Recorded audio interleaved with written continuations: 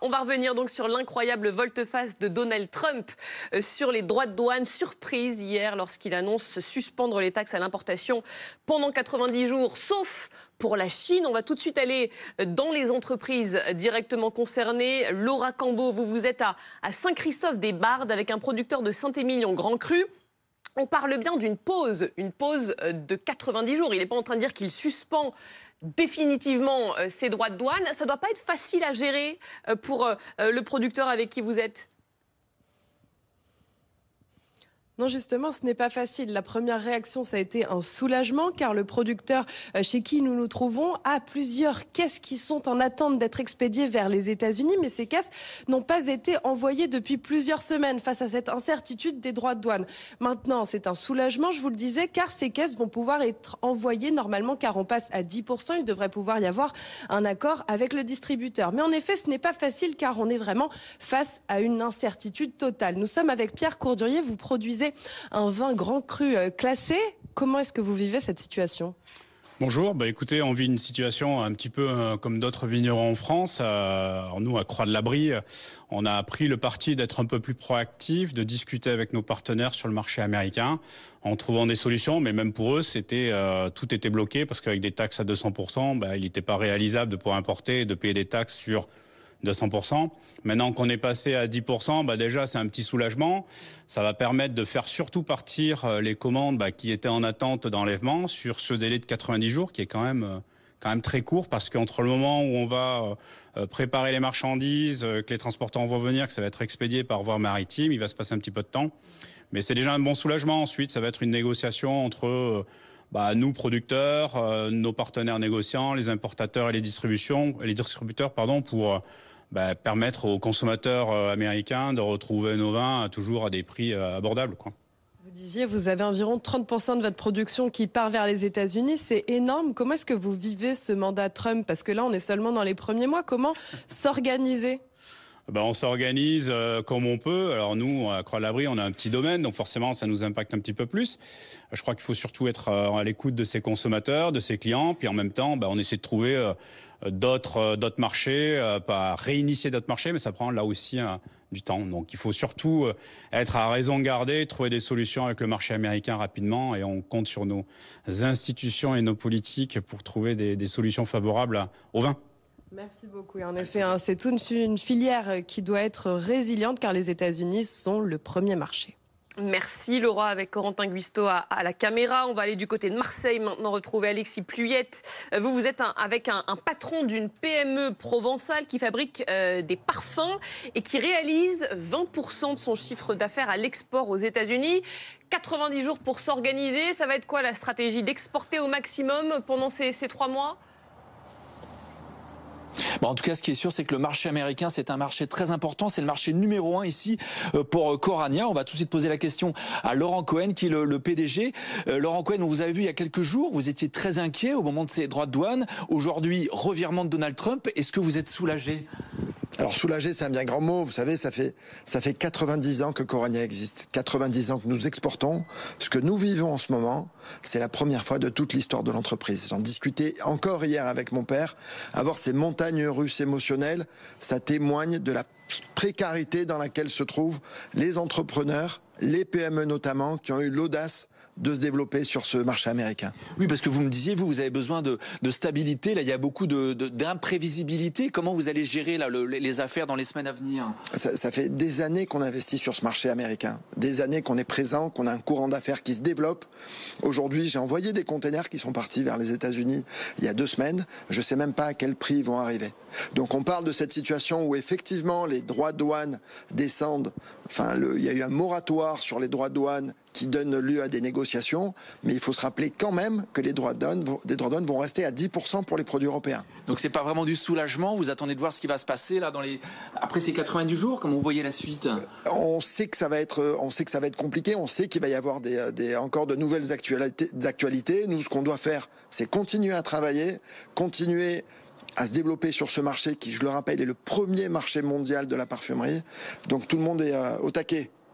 Merci beaucoup Laurent Cohen. Voilà l'incertitude ici aussi donc pour Corania qui réalise donc 20% de son chiffre d'affaires à l'export aux États-Unis. Et qui parle de montagnes russes émotionnelles. On va revenir, parce que nous aussi on les a eues, ces montagnes russes émotionnelles. On va revenir avec Benjamin Dubois sur le récit de ces dernières heures, de ces folles dernières heures. Oui, des heures complètement folles effectivement. Julie, 15h33 heure française, hier 9h33 à Washington. Donald Trump poste une salve de messages sur son réseau Truth Social.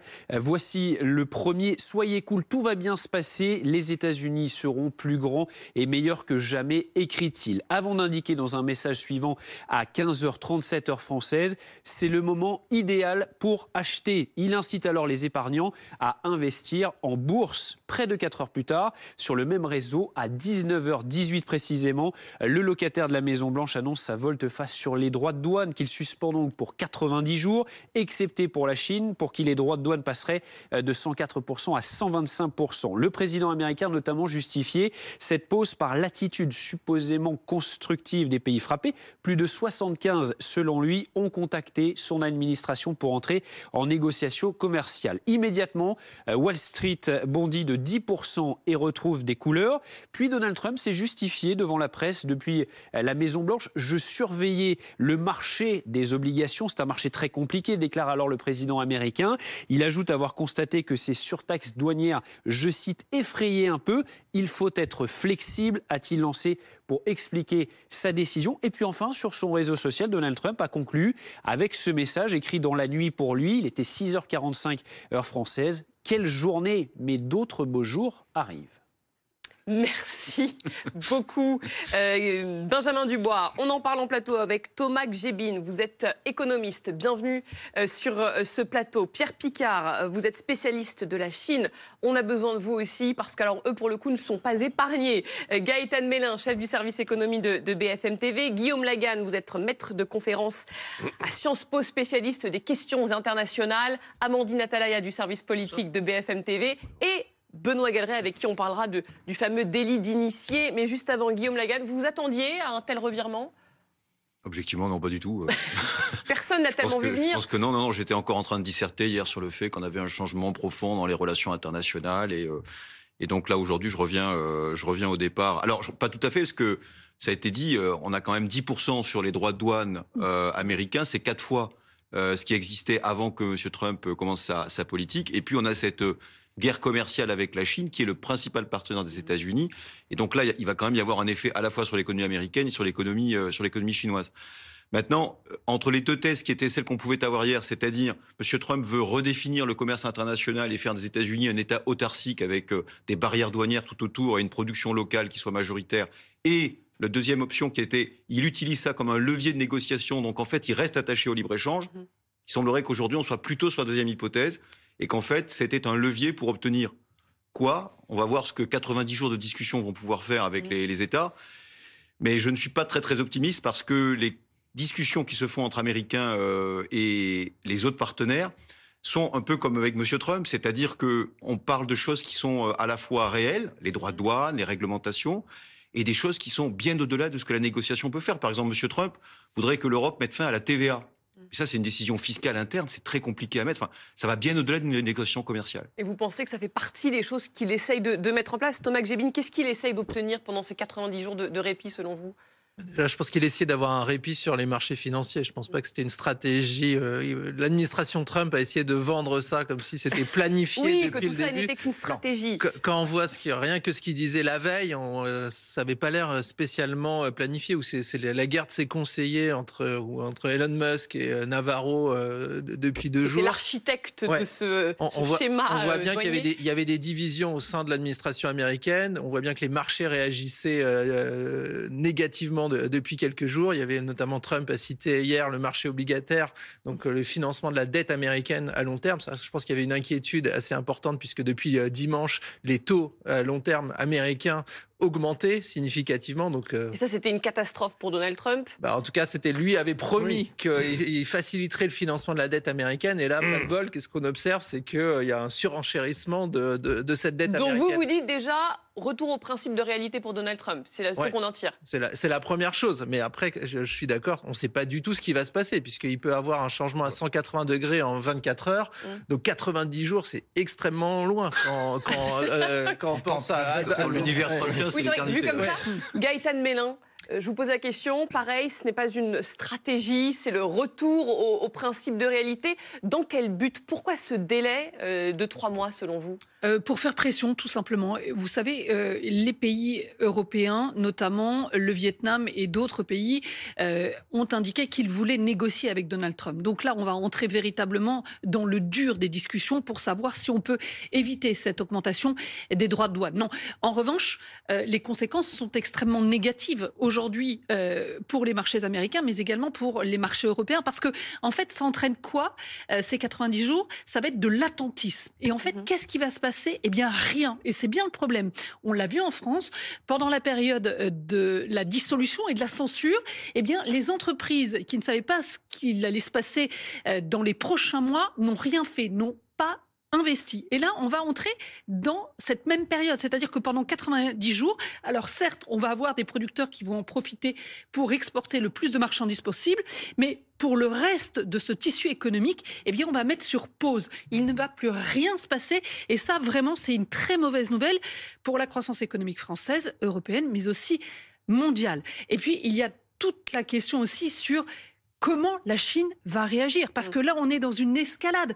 On est passé de 84% de droits de douane à 104, à 125. Quelle va être la réaction à ce stade ne change de pas la grand-chose. Chine? C'est Bien sûr. La Chine l'équivalent qui a d'interdire finalement les produits chinois sur le marché Oui, américain. mais il y a aussi la réponse de la Chine, dont on a très peu parlé, mais qui est aussi extrêmement importante. La Chine a vendu des obligations américaines en masse. Ça a eu pour conséquence de faire augmenter les taux américains. Donc, la Chine aussi a un pouvoir de nuisance très très fort. Et surtout, il faut vraiment regarder comment la Chine va réagir dans les prochaines heures, les prochains jours. Comment peut-elle réagir à la Chine? Pour l'instant, c'est le bras de fer. J'allais dire, c'est la riposte Comment la la Chine plus dure. peut-elle réagir alors que la météo trumpienne nous met tous, et nous sommes d'accord, dans un brouillard absolu, avec des hauts, des bas, et un petit peu comme dans un casino.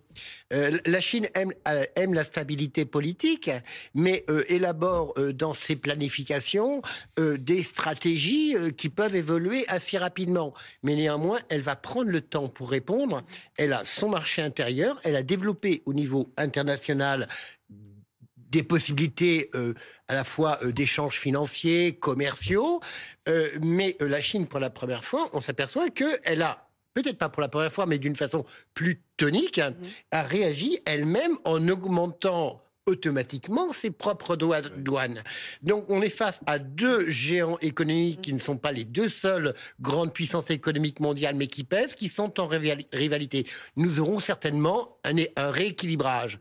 Mais la situation est celle d'un casino et du jour au lendemain peut être ramenée à parler de différents sujets, de tous ordres, géopolitiques, environnementaux et autres. Mais la Chine, elle est prête. Est-ce qu'il se peut, pardonnez-moi, que Donald Trump ait fait tout ça justement rien que pour viser la Chine? Son objectif, est-ce que c'était pas de cibler la Chine? Et nous, on était en quelque sorte les victimes collatérales de tout ça, ce qui expliquerait ce qui est en train de se passer depuis 24 heures. Bien sûr, tout était prévu. C'est ce que dit... c'est ce que dit en tout cas la porte-parole de la Maison-Blanche, Catherine Levine, qui dit en fait, voilà, il vous a pris par surprise, il a créé cette conflagration mondiale, mais le véritable objectif, c'était la Chine qui a révélé son vrai visage en élevant ses droits de douane et en ripostant aux mesures américaines. Bon, très honnêtement, je ne sais pas du tout si c'est vrai ou pas. Moi, en revanche, ce que j'observe, c'est que c'est très étonnant de la part de la Chine. Parce que, vous l'avez dit, la Chine est un État qui, généralement, prend son temps, qui n'aime pas être brusqué, qui aime réagir à froid. Et là, on a l'impression qu'ils se sont trumpisés, c'est-à-dire que du tac au tac, alors qu'on leur fixe des droits effectivement démentiels, enfin 100%, c'est tuer les exportations chinoises vers les États-Unis, ils ont répliqué de manière extrêmement brutale, comme si en fait, ils prenaient une décision qui était plus de nature vraiment économique, parce que objectivement, en élevant les droits de douane à l'entrée du marché chinois, ils prennent une décision qui va affaiblir leur économie. Mais ils voient en fait derrière l'attaque américaine non pas un problème économique, mais un problème politique, c'est-à-dire freiner la montée en puissance de la Chine. Et pour la première fois. Benoît Galeret, une question se pose. Alors, il y a les conséquences économiques qu'on est en train de développer. Est-ce qu'il peut y avoir des conséquences judiciaires pour Donald Trump? Il a donc annoncé une pause dans les droits de douane quelques heures seulement après avoir incité les épargnants à investir en bourse. Et donc se pose la question, est-ce qu'il a tenté, Donald Trump, d'influencer les marchés et peut-être de favoriser ses copains? Vient-on d'assister au plus grand délit d'initié de l'histoire de la finance? Voilà ce qu'on peut lire en ligne ce matin à cause de ce qu'a publié Donald Trump. En effet, sur Trousse, on en parlait avec Benjamin, c'est plus un cri qu'un tweet. C'est le moment d'acheter, signé DGT, ses initiales qui sont aussi le nom de son entreprise de médias qui a gagné, tiens, 20% en bourse dans les minutes qui ont suivi cette publication. Mieux, en fait, ce sont tous les échanges boursiers qui ont été multipliés par 10 suite à ce message. Il n'y a qu'à regarder les courbes. Du coup, de nombreux sénateurs, comme celui-ci du Connecticut, vous allez le voir, qui a même imprimé ce tweet pour râler, soupçonnent un enrichissement personnel de Trump ou de ses fils ou d'autres proches.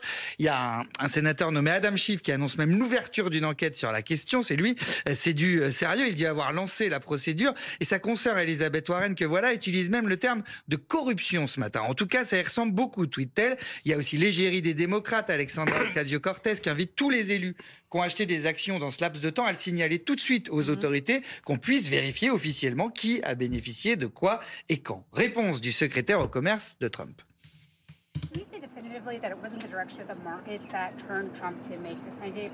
It was not. I will happily say definitively it was not.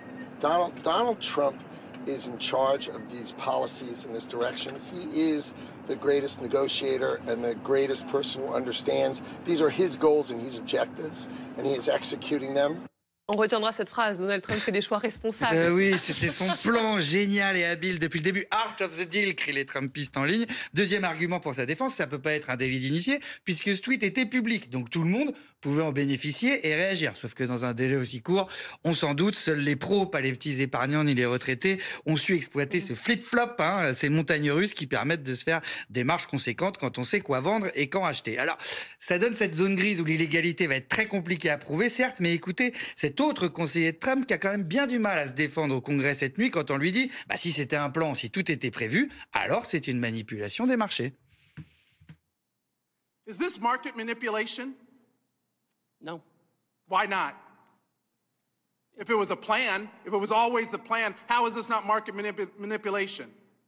It's not market manipulation, sir. Well, then what is it? Because it sure is not a strategy. We're trying to reset the global trade system. That's offshored all of our factories. And what has that done? How have you achieved any of that? But to enact enormous harm on the American people. Et on sent effectivement la gêne. Ah oui, ça chauffe un peu. Pour conclure, il n'y a pas de preuves concrètes sans enquête, mais des soupçons que la SEC dit prendre très au sérieux, l'organisme fédéral qui contrôle les marchés et qui promet déjà de réagir si nécessaire. Thomas Gebin, est-ce qu'il se peut réellement qu'il ait souhaité manipuler les marchés, Donald Trump?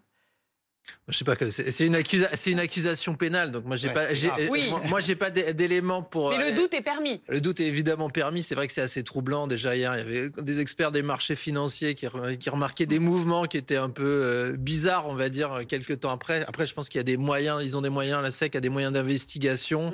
C'est quand même assez risqué pour tout le monde de jouer à ce genre de jeu aux États-Unis parce que les condamnations pénales aux États-Unis, ça se compte en années de prison, c'est plus dur que en Europe, on va dire.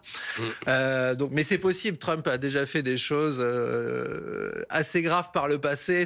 Et donc tout est. Ça reste une possibilité. Vous n'y croyez pas du tout? Non, je ne crois pas parce que ça serait, c'est comme dit le membre du Congrès, là, ça serait une stratégie, c'est-à-dire qu'il aurait tout prévu. Voilà, mercredi, je lève les droits de douane après les avoir annoncés mardi. On n'a évidemment pas l'impression que c'est comme ça. On a plutôt l'impression, comme vous l'avez dit tout à l'heure, que face à la réaction non pas des marchés boursiers, mais des marchés obligataires, avec cette hausse des taux d'intérêt, cette baisse de la demande pour les bons du Trésor américain, il y a une espèce de panique sur le financement de la dette américaine. Parce qu'il ne faut pas oublier qu'on est dans un contexte où les États-Unis sont plus endettés que la France, 120% du PIB. Donc ils ont un problème de financement de leur dette. Si leur dette commence à décrocher, on a une crise obligataire qui, dans beaucoup de pays, s'appelle une faillite de l'État. Là, aux États-Unis, c'était beaucoup trop grave pour Donald Trump. C'est pour ça qu'à mon avis, il a suspendu sa stratégie. On va continuer évidemment à en parler dans un instant.